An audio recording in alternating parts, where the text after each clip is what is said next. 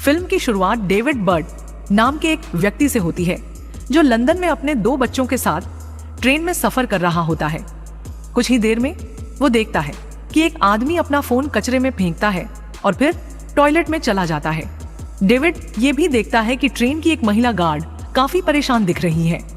वो गार्ड उस आदमी की जांच के लिए टॉयलेट के पास जाती है, लेकिन अंदर से कोई जवाब नहीं मिलता। ये देखकर डेविड पास के एक यात्री से कहता है कि वो उसके बच्चों का ध्यान रखे और फिर वो खुद गार्ड से बात करने के लिए आगे बढ़ता है। वो गार्ड को बताता है कि वो पुलिस अधिकारी है और पूछता है कि क्या हो रहा है। गार्ड बताती है कि उसे डर लग रहा है क्योंकि उन्हें सूचना मिली है कि ट्रेन में एक आतंकवादी हो सकता है। वो सोचती है कि टॉयलेट में बंद आदमी खतरनाक हो सकता है क्योंकि उसका बर्ताव अजीब लग रहा है। अब डेविड फैसला करता है कि वो उस संदिग्ध आदमी का सामना करेगा और गार्ड से दरवाजा खोलने को कहता है। उसका प्लान ये है कि अगर वो आदमी बम लेकर बाहर आए तो वो उसे धक्का देकर बाहर फेंक देगा, लेकिन कुछ ही देर में वो आदमी बिना किसी बम या हथियार के बाहर आता है और आराम से अपनी सीट पर वापस बैठ जाता है। डेविड राहत की सांस लेता है और टॉयलेट में जाकर देखता है कि उसने वहां कुछ छोड़ा है या नहीं। अंदर जाने पर वो हैरान हो जाता है जब उसे एक डरी सहमी हुई औरत मिलती है जिसकी कमर पर बम बंधा होता है। वो देखता है कि महिला बहुत घबराई हुई है और ये आतंकवादी जैसा काम करना नहीं चाहती। डेविड उससे बात करने की कोशिश करता है। औरत अपना नाम नादिया बताती है और कहती है कि वो संदिग्ध आदमी उसका पति है। नादिया बम विस्फोट करने की कोशिश करती है, लेकिन डेविड उसे शांत करता है। वो नादिया से कहता है कि बतौर सैनिक के रूप में उसने अफगानिस्तान में आतंकवाद और हिंसा देखी है जिसका अंत कभी अच्छा नहीं होता। डेविड नादिया से कहता है कि वो ये सब छोड़ दे और उसे उसके पति से बचाने का वादा करता है। कुछ देर बाद ट्रेन रुक जाती है और पुलिस अंदर आ जाती है। वे नादिया को मारने ही वाले होते हैं कि डेविड उन्हें रोकता है और बताता है कि नादिया आत्मसमर्पण करने को तैयार है।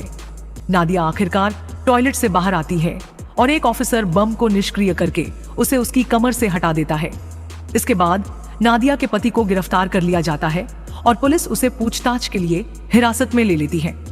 अगले सीन में डेविड अपने बच्चों को लेकर अपनी एक्स वाइफ विकी के घर छोड़ने जाता है। बच्चों को सुलाने के बाद दोनों थोड़ी देर बात करते हैं।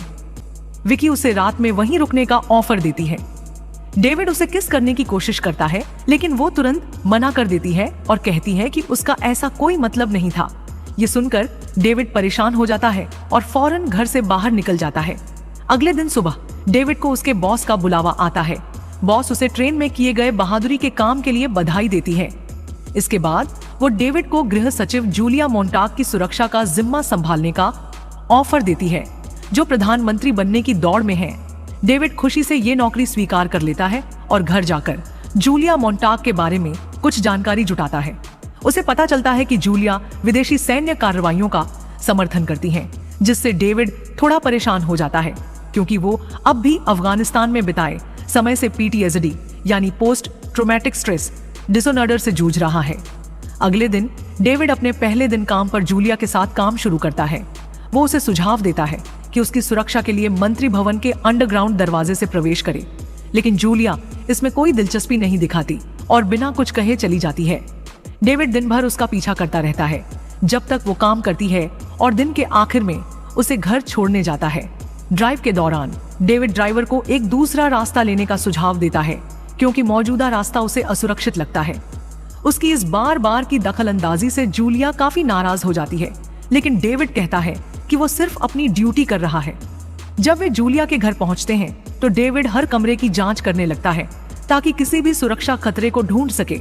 इससे जूलिया फिर से परेशान हो जाती है और उसे वहां से जाने को कहती है, लेकिन डेविड जूलिया की फ्रस्ट्रेशन समझाता है।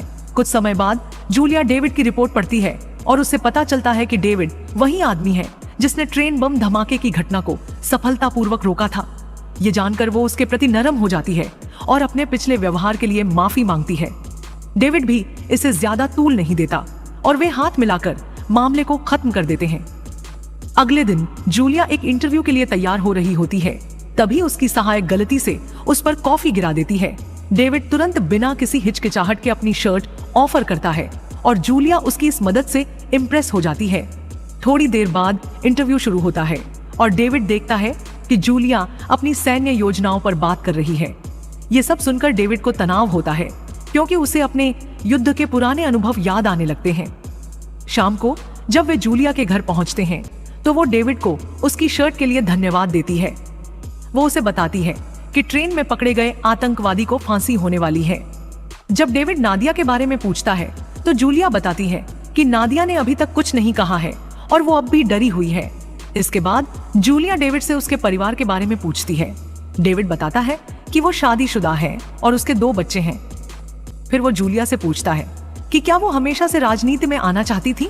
इस पर जूलिया जवाब देती है कि वो पहले एक क्रिमिनल लॉयर थी और कानूनी व्यवस्था की खामियों को ठीक करने के लिए उसने राजनीति में कदम रखा।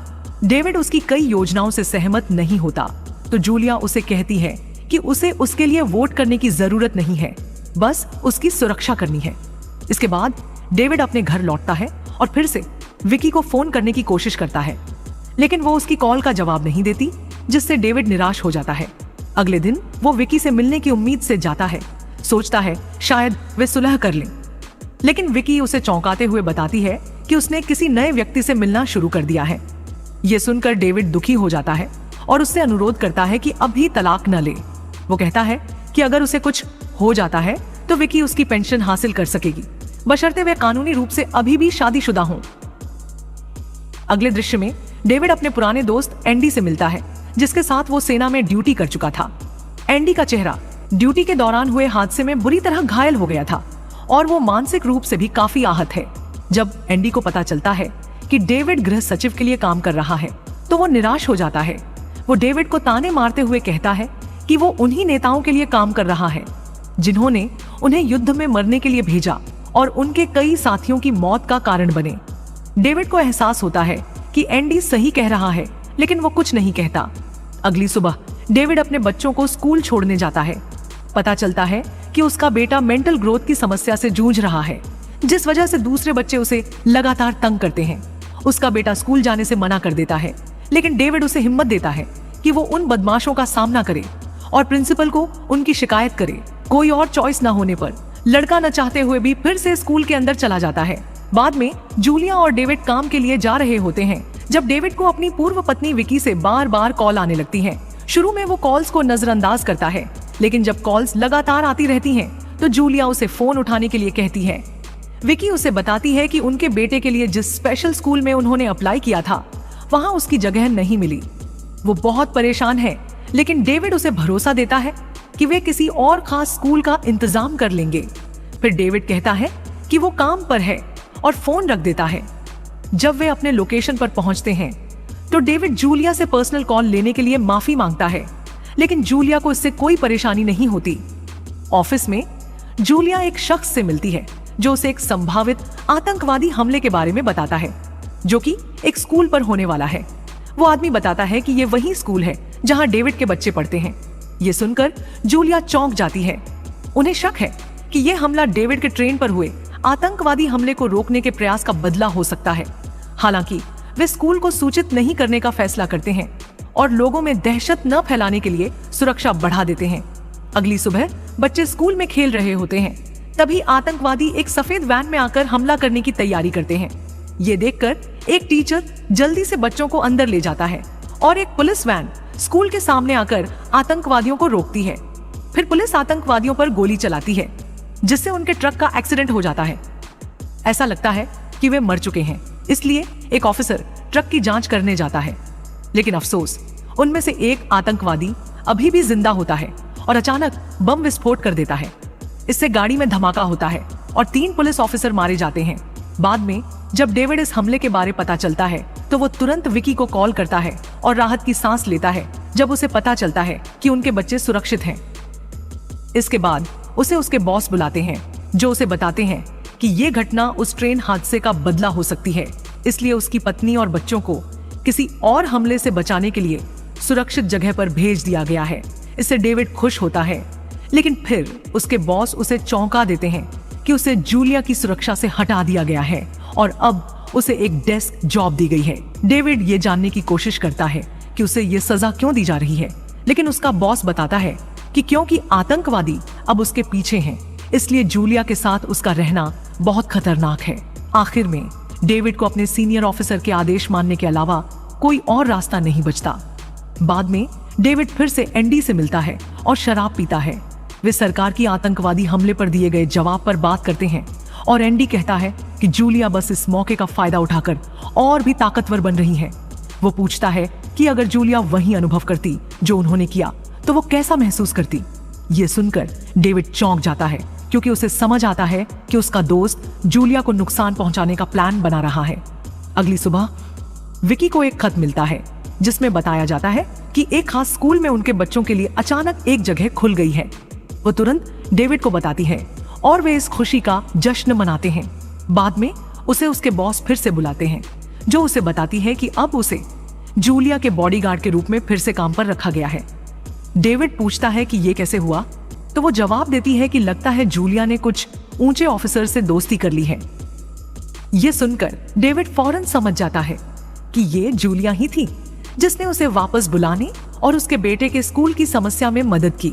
बाद में वो ड्यूटी पर रिपोर्ट करता है और जूलिया कहती है कि उसे वापस पाकर अच्छा लग रहा है। शाम को वो उसे डिनर पर बुलाती है जिसे वो खुशी से स्वीकार कर लेता है।